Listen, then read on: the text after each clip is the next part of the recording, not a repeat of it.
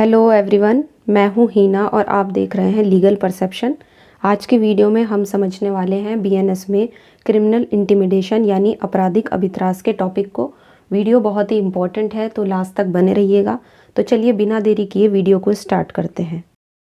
तो भारतीय न्याय संहिता में आज हमारा टॉपिक है आपराधिक अभित्रास, लेकिन ये चैप्टर नंबर 19 में आता है और सेक्शन दिए गए हैं 351 से लेके 357 तक।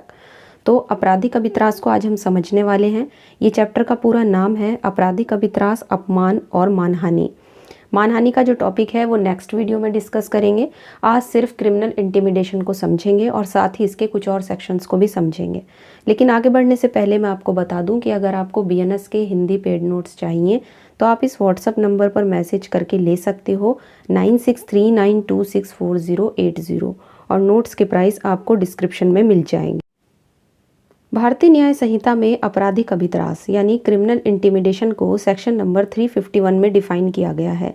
लेकिन सेक्शन 351 को समझने से पहले ये समझ लेते हैं कि ये जो ऑफेंस है क्रिमिनल इंटिमिडेशन का, इसमें कोई भी व्यक्ति एक्सटॉर्शन की तरह ही हमें धमकाता है या डराता है, लेकिन उसका कोई ना कोई खास कारण होता है। यहाँ पे आपराधिक अभित्रास में कुछ अलग है तो वैसे ये थोड़ा बहुत एक्सटॉर्शन से ही मिलता जुलता, लेकिन थोड़ा सा डिफरेंस इसमें देखा जाता है। इसमें कुछ किसी से हमें कुछ कराना होता है या ना कराना होता है, उस तरह की धमकी दी जाती है कि सामने वाले से कुछ कराना है या नहीं कराना है। तो आपराधिक अभित्रास जब हम देखते हैं तो सेक्शन 351 बीएनएस का ये कहता है कि जो कोई किसी अन्य व्यक्ति के शरीर, ख्याति या संपत्ति को, यानी किसी पर्सन की बॉडी को, उसकी रेपुटेशन को या उसकी प्रॉपर्टी को, या किसी ऐसे व्यक्ति के बॉडी, रेपुटेशन को जिससे वो व्यक्ति हितबद्ध है, जिससे वो व्यक्ति संबंधित है, कोई क्षति करने की धमकी देता है। देखो, क्षति मीन्स कोई नुकसान करने की धमकी, या अन्य व्यक्ति को इस इंटेंशन से देता है कि उसे संत्रासकारित किया जाए, मतलब उसको परेशान किया जाए, उसको नुकसान पहुंचाया जाए, और ऐसी धमकी के निष्पादन में उसको कोई ना कोई कार्य कराया जाए, मतलब उससे कोई एक्ट कराया जाए जिसे करने के लिए वो लीगली बाउंड ना हो। मतलब उससे आपने कोई ऐसा काम आपको कराना है जिसे करने के लिए सामने वाला कानूनन तरीके से या विधि द्वारा आबद्ध ना हो, वैध रूप से हकदार ना हो, या कोई ऐसा कार्य करने का उससे लोप कराया जाए, मतलब उससे ओमिशन कराया जाए। एक्ट मतलब होता है किसी काम को करना और लोप मतलब होता है किसी काम को ना करना। तो एक्ट और लोप दोनों ही चीज़ों की यहाँ पे बात हो रही है। तो अगर आप किसी को ऐसा काम करने की धमकी देते हो जिसे करने के लिए वो वैध रूप से आबद्ध नहीं है, और किसी से ऐसा लोप करा रहे हो, उसे कोई ऐसा एक्ट ना करने दे रहे हो जिसे करने के लिए वो वैध रूप से हकदार हो, है ना, दोनों ही एक दूसरे की कॉन्ट्राडिक्ट बात कर रहे हैं। तो अगर कोई ऐसा करता है किसी के साथ तो वो आपराधिक अभित्रास करता है। सेक्शन 351 आपराधिक अभित्रास को परिभाषित कर रहा है, साथ ही हमें ये सारे पॉइंट्स भी दे रहा है। जब हम बेयर एक्ट में देखते हैं तो ये पूरा का पूरे सेक्शन से यहाँ से कुछ बातें निकल के आती हैं, जैसे किसी व्यक्ति को या उससे हितबद्ध व्यक्ति की बात हो रही है, साथ ही किस किस चीज़ की इंजरी की धमकी देने की बात हो रही है, एक तो बॉडी, एक रेपुटेशन और एक प्रॉपर्टी, तीन चीज़ों को डैमेज करने की या उनको चोट पहुंचाने की धमकी देने की बात हो रही है। इंटेंशन होना चाहिए संत्रास करने का, मतलब सामने वाले को परेशान करने का, और कोई एक्ट ऐसा कराना जिसे करने के लिए व्यक्ति लीगली बाउंड ना हो, और ऐसा ओमिशन कराना जिसे करने के लिए वो लीगली बाउंड हो। तो ये सारी चीज़ें हमारी इस सेक्शन से निकल कर आती हैं।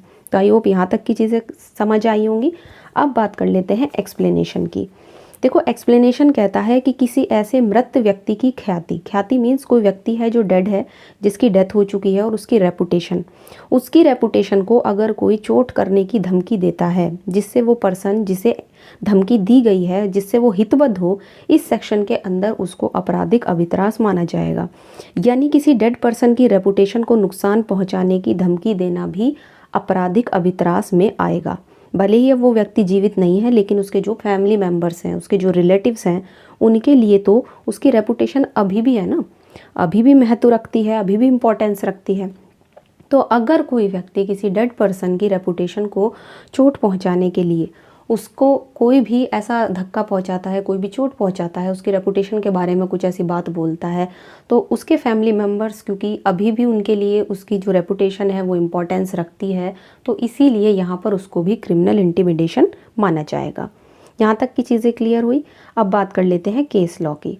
रघुवर दयाल 1930 का केस है। इस मामले में कोर्ट ने कहा कि कोई व्यक्ति किसी दूसरे को ये धमकी देता है कि वह उसके घर पर धरना देगा तो ये आपराधिक अभित्रास का अपराध होगा और इस सेक्शन में उसको दोषी ठहराया जाएगा। मतलब धरना देने से मतलब कोई व्यक्ति है वो आ जाएगा, आपसे कहेगा कि वो आपके घर के आगे धरना देगा, तो धरना देने से आपको कहीं ना कुछ दिक्कत ज़रूर होगी।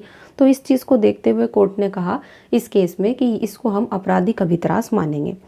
सब सेक्शन 2 यानी कि उपधारा 2 बात करती है इसके पनिशमेंट की। अब देखो अभी हमने सब सेक्शन 1 देखा था, उपधारा 1 जो इसकी पनिशमेंट नहीं बता रही थी, ओनली हमें ये बता रही थी कि आपराधिक अभित्रास होता क्या है। लेकिन अब जब हम उपधारा 2 देखते हैं तो इसमें इसकी जो है पनिशमेंट दी गई है। कितना दंड है, अगर कोई व्यक्ति आपराधिक अभित्रास का अपराध करेगा तो वो 2 साल के कारावास से या उस पर फाइन भी लगाया जा सकता है या दोनों से उसको दंडित किया जाएगा। तो यहाँ तक की चीज़ें क्लियर हुई। अब बात करते हैं सब सेक्शन 3 की। जो उपधारा 3 है इसकी वो बात करती है कि धमकी मृत्यु घोर उपति की, मतलब किसी को धमकी वो भी मृत्यु या घोर उपति की देना। आप किसी को डेथ कॉज करने की धमकी दे रहे हो या गंभीर चोट पहुंचाने की, या अग्नि द्वारा संपत्ति का नाश की आग लगा के प्रॉपर्टी को नुकसान पहुंचा दिया जाएगा, या मृत्युदंड या आजीवन कारावास या 7 साल तक के दंडनीय अपराध की या किसी महिला पर असतित्व का लांछन लगाने की धमकी देकर आपराधिक अभित्रास। अब यहाँ पे इसी चीज़ का सीरियस नेचर दिया गया है। जो आपराधिक अभित्रास हमने पढ़ा उसका थोड़ा सीरियस नेचर दिया गया है और उसके लिए पनिशमेंट बताई गई है। किसी को जान से मारने की, या मान लो कोई किसी को ऐसी धमकी दे रहा है कि वो उसकी हड्डियां तोड़ देगा, या घर में आग लगाने की धमकी वगैरह अगर देता है, यानी जब धमकी बड़े लेवल पर दी जाती है, देखो सारी चीज़ें हेडिंग में लिखी हुई हैं, बड़े लेवल की धमकी है ना, या तो किसी को जान से मारना, किसी को गंभीर चोट पहुँचाना, अग्नि द्वारा प्रॉपर्टी का नाश करना, प्रॉपर्टी जला दूंगा या तुम्हारे घर में आग लगा दूंगा, इस तरीके से, या किसी को ऐसी धमकी देना कि तुम्हें मृत्युदंड या फिर लाइफ इम्प्रिजनमेंट या 7 साल से ज़्यादा के कारावास से दंडनीय अपराध करने की धमकी कोई किसी को दे रहा है, या महिला पर कोई लांछन लगाने की धमकी देकर अगर कोई क्रिमिनल इंटिमिडेशन कर रहा है तो उसकी पनिशमेंट दी गई है 7 साल की या जुर्माना या दोनों। तो जो हमारी उपधारा 3 है वो बात कर रही है थोड़े बड़े लेवल के आपराधिक अभित्रास की। नेक्स्ट आती है उपधारा 4, अपना नाम या निवास छिपाकर आपराधिक अभित्रास। अब जो व्यक्ति क्रिमिनल इंटिमिडेशन करता है यानी जो आपराधिक अभित्रास करता है तो वो क्या करता है, यहाँ पर इस उपधारा में वो अपना नाम नहीं बता रहा है ना, जो कर रहा है वो अपना नाम नहीं बता रहा है ना। कोई व्यक्ति छुपकर आपको फ़ोन पे धमकी दे रहा है या कहीं ऐसी जगह से धमकी दे रहा है जहाँ पे आप उसको देख नहीं सकते है ना, पता ही ना चले कौन धमकी दे रहा है, तो उसके लिए यहाँ पे पनिशमेंट बताई गई है। यहाँ पे पनिशमेंट है उस अपराध के लिए उपबंधित दंड के अलावा दोनों में से किसी भांति के कारावास से जो 2 साल का होगा। अब देखो इसका एग्जाम्पल हो सकता है जैसे एक के घर के बाहर एक गुमनाम चिट्ठी मिलती है, वो क्या करती है कि वो उसकी बातें मान ले। उस चिट्ठी में मान लो 5 बातें लिखी हुई हैं और उस चिट्ठी में लिखा है कि इन 5 बातों को मान लो, नहीं तो जो ए का बेटा है उसको किडनैप कर लिया जाएगा। तो इस तरीके से अगर कोई करता है, छिपकर करता है, चिट्ठी के माध्यम से या फ़ोन के माध्यम से धमकी वगैरह देना, तो वो इस सब सेक्शन के अंदर आएगा। क्योंकि यहाँ पे करने वाला व्यक्ति अपना नाम नहीं बता रहा, अपने आप को छिपा कर रहा है, तो इसकी पनिशमेंट यहाँ पे 2 साल की दी गई है।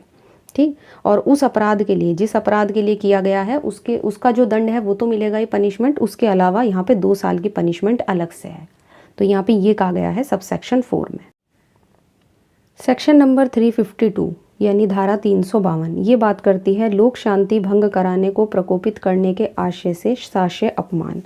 अब कोई व्यक्ति लोक शांति भंग कराना चाहता है और इस लोक शांति को भंग कराने को प्रकोपित करने की इंटेंशन से, मतलब वो चीज़ और ज़्यादा फैल जाए, इस इंटेंशन से किसी का जानबूझ के अपमान करता है।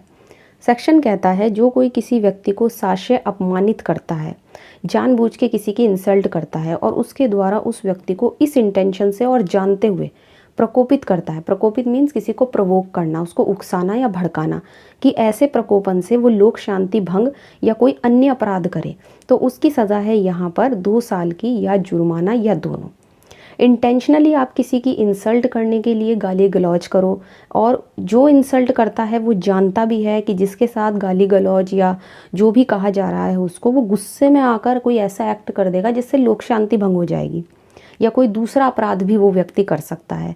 तो इस तरीके से अगर कोई करता है तो वो सेक्शन नंबर 352 के अंदर आएगा। तो यहाँ पे इंटेंशनली बात हो रही है, मेन फोकस किस चीज़ पर है, इंटेंशन पे, है ना। सामने वाले की इंटेंशन है कि वो आपके साथ गाली गलौज करेगा और आप आवेश में आकर कुछ ऐसा कर दोगे, या तो आपसे कोई क्राइम कमिट हो जाएगा या फिर आप लोक शांति भंग कर दोगे। तो जिसने उकसाया, जिसने प्रकोपित किया, उसके लिए यहाँ पे पनिशमेंट है कितनी, 2 साल की या जुर्माना या दोनों। सेक्शन नंबर 353 लोक रिष्टि कारक वक्तव्य। लोक रिष्टि कारक यानी ऐसी स्टेटमेंट देना जिससे जो पब्लिक मिसचीफ कर दे।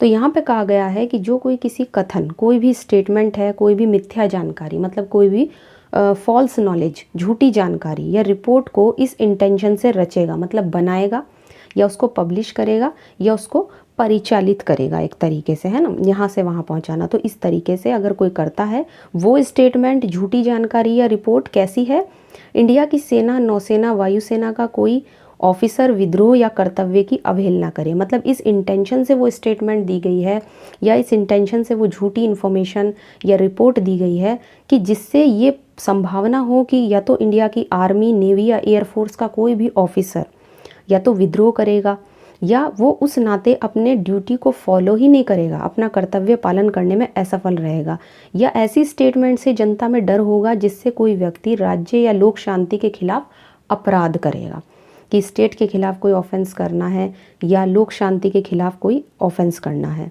या फिर कोई वर्ग है, कोई कम्युनिटी है, वो एक वर्ग दूसरे वर्ग के खिलाफ, यानी एक कम्युनिटी दूसरी कम्युनिटी के खिलाफ कोई अपराध करने के लिए आगे बढ़ेगी। तो इस तरीके से अगर कोई करता है, ऐसी कोई स्टेटमेंट, ऐसी कोई झूठी जानकारी, ऐसी कोई रिपोर्ट बनाता है, पब्लिश करता है, परिचालित करता है, जिसमें देखो इलेक्ट्रॉनिक माध्यम से भी आता है, अगर किसी ने इलेक्ट्रॉनिकली ऐसा बना दिया या उसको पब्लिश कर दिया तो उसकी पनिशमेंट यहाँ पे है 3 साल की या जुर्माना या दोनों। तो सेक्शन जो 353 है वो ऐसी किसी अफवाह की बात कर रहा है। सिंपल तौर पे अगर मैं बताऊं कि ऐसी कोई अफवाह फैलाना, झूठी इन्फॉर्मेशन फैलाना जिससे कि पब्लिक को डराने की कोशिश की जाती है या एक कम्युनिटी दूसरी कम्युनिटी के खिलाफ भड़काने की कोशिश होती है। ठीक, तो ये चीज़ ध्यान रखनी है। सेक्शन 353 क्या कह रहा है। नेक्स्ट आती है इसकी उपधारा 2। अब देखो उपधारा 2 क्या कह रही है। उपधारा 2 बात कर रही है मिथ्या जानकारी या कोई भी समाचार है या कोई भी स्टेटमेंट है, रिपोर्ट है, उसको इस इंटेंशन से कि विभिन्न धार्मिक, मूलवंशीय, भाषाई, प्रादेशिक समूह वगैरह हैं, कोई भी कास्ट है, कोई भी कम्युनिटी है, उनके बीच दुश्मनी या एक तरीके से नफरत फैलाने की भावनाएं अगर कोई पब्लिश करता है या उनको फैलाता है, अगर कोई ऐसा करेगा तो उसके लिए यहाँ पे 3 साल का कारावास या जुर्माना या दोनों। सब सेक्शन 3 बात करता है अगर यही सारी चीज़ें मान लो किसी पूजा वगैरह के स्थान में हो रही हैं, है ना, जो भी हमने अभी सब सेक्शन 2 में पढ़ा, ये मिथ्या जानकारी, समाचार, स्टेटमेंट वगैरह, अगर यही चीज़ें कोई कहीं पर पूजा वगैरह के स्थान में कर रहा है, मतलब मंदिर में कर रहा है या मस्जिद में कर रहा है, कहीं पे भी ऐसी जगह कर रहा है, या जहाँ पे कोई रिलीजियस असेंबली हो रही है, धार्मिक जमाव है, लोग इकट्ठा हुए हैं, और ऐसी जगह पे कोई ऑफेंस करता है तो उसके लिए पनिशमेंट कितनी है, तो यहाँ पे फिर पनिशमेंट बढ़ जाएगी, 5 साल की है और जुर्माना। तो सब सेक्शन 1, 2 एंड 3 तीनों अलग अलग बातें करते हैं और पनिशमेंट भी तीनों की अलग अलग दी गई है। एक्सेप्शन देख लेते हैं। कोई भी स्टेटमेंट है, झूठी जानकारी है, रिपोर्ट है, जब उसे रचने वाला, प्रकाशित करने वाले के पास रीजनेबल ग्राउंड हो, युक्तियुक्त आधार हो कि वह उसे सद्भावपूर्वक और बिना किसी इंटेंशन के रचता है या प्रकाशित या परिचालित करता है। तो ऐसी कोई भी स्टेटमेंट या इन्फॉर्मेशन दी जाती है जो देने वाले के हिसाब से अगर सही है और सच है ना, बिल्कुल ट्रू है, और वो यहाँ पे ऑफेंस नहीं माना जाएगा, और देने वाला उसे गुड फेथ में और बिना इंटेंशन के देता है या पब्लिश करता है। तो कई सारी चीज़ें हैं। एक तो वो चीज़ सही होनी चाहिए, सच्ची होनी चाहिए, अगर आप कोई ऐसी स्टेटमेंट दे रहे हो उसका कोई रीजनेबल ग्राउंड होना चाहिए। सेकंड, वो गुड फेथ में दी गई होनी चाहिए, है ना, सद्भाव पूर्वक देनी होनी चाहिए। और थर्ड, बिना किसी इंटेंशन के दी गई हो। अगर ये चीज़ें हैं तो वो स्टेटमेंट, वो रिपोर्ट, वो इन्फॉर्मेशन गलत नहीं मानी जाएगी, इस सेक्शन में ऑफेंस नहीं होगा, अदरवाइज़ वो इस सेक्शन के अंदर ऑफेंस माना जाएगा। तो 3 चीज़ों का ध्यान रखना है। सेक्शन नंबर 354 क्या कह रहा है। व्यक्ति को ये विश्वास करने के लिए उत्प्रेरित करके कि वह देवी अप्रसाद का भाजन हो जाएगा। देखो, अब यहाँ पे कुछ ऐसी बातें हैं, कोई व्यक्ति आपको इसलिए डरा रहा है, कोई आपसे कोई एक्ट इसलिए करा रहा है कि अगर तुम ये काम नहीं करोगे तो भगवान तुम्हें दंड देंगे, इस तरह से आप किसी को उकसाकर उससे कोई एक्ट करा रहे हो, तो अगर कोई ऐसा कराता है तो वो सेक्शन 354 में आता है। तो जब कोई व्यक्ति किसी को भगवान का डर दिखाकर उससे कुछ भी करवाने को उत्प्रेरित करता है तो वो इस सेक्शन में लायबल होगा।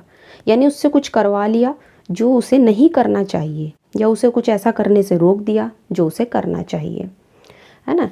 ये सेक्शन अगर हम देखें तो ये पहले भी होता था ना, आईपीसी में भी होता था। इसमें लिखा होता था देवी अप्रसाद का भाजन। तो जो कोई किसी व्यक्ति को विश्वास करने के लिए उत्प्रेरित करके या उसकी कोशिश करके उससे किसी को कोई ऐसा एक्ट करा लेता है जो अपराधी का उद्देश्य हो, या उससे कोई ऐसी बात करे जिसका उससे लोभ कराना हो, अपराधी का यहाँ पे उद्देश्य हो, तो मतलब इस तरीके से अगर कोई किसी से कोई एक्ट करा लेता है तो वो यहाँ पे लायबल होगा। ठीक, सज़ा कितनी है, 1 साल की या जुर्माना या दोनों। जैसे ए बी से कहता है कि अगर बी उसकी बात नहीं मानेगा तो भगवान उसके साथ गलत करेंगे, तो या फिर वो देवी अप्रसाद का भाजन हो जाएगा। अब यहाँ पे देवी अप्रसाद का भाजन यानी ऑब्जेक्ट ऑफ डिवाइन प्लेजर, जिसका मतलब है भगवान आपके साथ कुछ गलत करेगा अगर आप ये एक्ट नहीं करोगे। भगवान टारगेट करके कुछ ना कुछ गलत करेगा ही है। तो ऐसा डर दिखाकर कोई व्यक्ति किसी से कुछ करवाता है तो वो इस सेक्शन के अंदर लायबल होगा। सेक्शन 355 मत व्यक्ति द्वारा लोक स्थान में अवचार। अब कोई व्यक्ति है ना, और उसने ड्रिंक किया हुआ है ना, और वो क्या कर रहा है किसी पब्लिक प्लेस में क्या कर रहा है, वो हंगामा कर रहा है एक तरीके से। तो अगर कोई ऐसा करता है, तो अगर कोई नशे की हालत में किसी पब्लिक प्लेस में, या किसी पब्लिक प्लेस में ऐसी जगह पे जहाँ पे मतलब आमतौर पे लोग जाते हैं, नशे की हालत में जाता है और वहाँ जाकर ऐसा कंडक्ट करता है, ऐसा आचरण करता है जिससे किसी व्यक्ति को परेशानी हो, तो उसके लिए 355 बनाया हुआ है। तो जो कोई मत्तता की हालत में, मतलब नशे की हालत में किसी पब्लिक प्लेस में या ऐसी जगह पे जिसमें उसे प्रवेश करना उसका अतिचार हो, मतलब ज़बरदस्ती घुस गए पब्लिक प्लेस में, और वहाँ इस तरह का कंडक्ट करता है जिससे किसी व्यक्ति को क्षोभ हो, क्षोभ मतलब दिक्कतें हों, परेशानी हो, तो उस व्यक्ति को यहाँ पे 24 घंटे का सादा कारावास दिया जाएगा। सिंपल इम्प्रिजनमेंट मिलेगा, कितना, 24 घंटे का। ठीक, ध्यान रखना है। और साथ ही 1000 रुपये जुर्माना या करके लिखा हुआ है, या तो 1000 का फाइन लग सकता है या 24 घंटे का सिंपल इम्प्रिजनमेंट लग सकता है, या फिर दोनों। यहाँ पे जो पनिशमेंट है वो थोड़ी कम पनिशमेंट है ना, 24 घंटे की पनिशमेंट, तो ये ध्यान रखना है। तो सेक्शन 355 ऐसे ही व्यक्ति की बात करता है जो मतलब नशे की हालत में है और किसी पब्लिक प्लेस में घुस गया, वहाँ पे हंगामा कर रहा है और लोगों को उसकी इस हरकत से दिक्कत हो रही है। तो अगर कोई ऐसा करता है तो वो यहाँ पर लायबल होगा 355 में। तो आज की वीडियो में बस हमें इतना ही डिस्कस करना था। क्रिमिनल इंटिमिडेशन क्या होता है ये आपको चीज़ क्लियर हो गई होगी, थोड़ा एक्सटॉर्शन से मिलता जुलता है। तो आज की वीडियो में क्रिमिनल इंटिमिडेशन को समझ चुके हैं। नेक्स्ट वीडियो में डिस्कस करेंगे डिफेमेशन के टॉपिक को, जो बहुत ही इंपॉर्टेंट टॉपिक है और एग्ज़ाम के पॉइंट ऑफ व्यू से बेहद इंपॉर्टेंट है। तो नेक्स्ट वीडियो देखना मत भूलिएगा। तो आज की वीडियो में इतना ही। नेक्स्ट वीडियो में जब डिस्कस करेंगे डिफेमेशन के टॉपिक को तो उसे भी बहुत अच्छे से डिस्कस करेंगे। आई होप आज की वीडियो आपको अच्छी लगी होगी। वीडियो अगर अच्छी लगी है तो इसे लाइक कीजिए, शेयर कीजिए, और अगर चैनल पर नए हैं तो इसको सब्सक्राइब कर लीजिए। इसके अलावा आप हमें टेलीग्राम पे भी ज्वाइन कर सकते हो। तो आज की वीडियो में इतना ही, मिलते हैं नेक्स्ट वीडियो में।